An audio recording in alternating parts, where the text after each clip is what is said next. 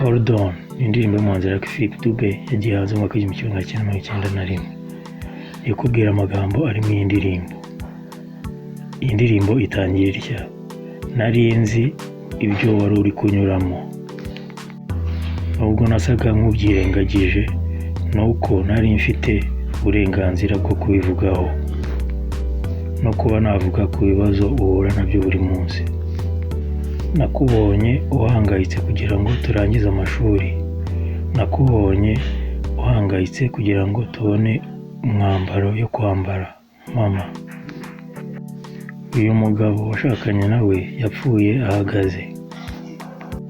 Uko imyaka yagiye ishira nakomezaga nibaza ibibazo byinshi, nkibaza ati ese uyu ni we papa wanjye cyangwa ndi umwana mwatoraguye mwaje kurera?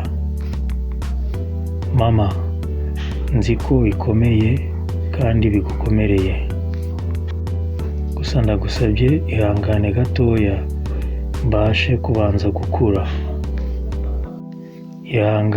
Ihangane ntago biri kure, ihangane ntago biri kure, ihangane ntago biri kure. Wahindutse iciro ry'umugani mu bantu.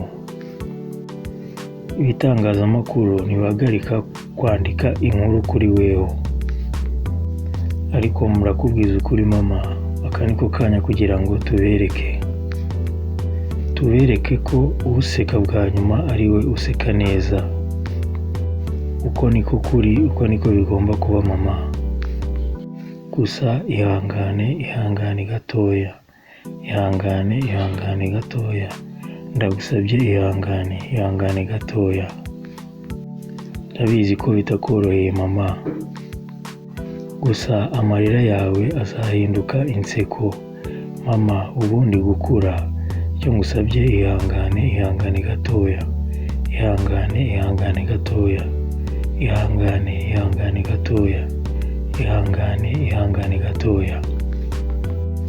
Mama, nari nzi ibyo wacagamo buri munsi, gusa nta burenganzira nari mfite bwo kuvuga ku bibazo byawe.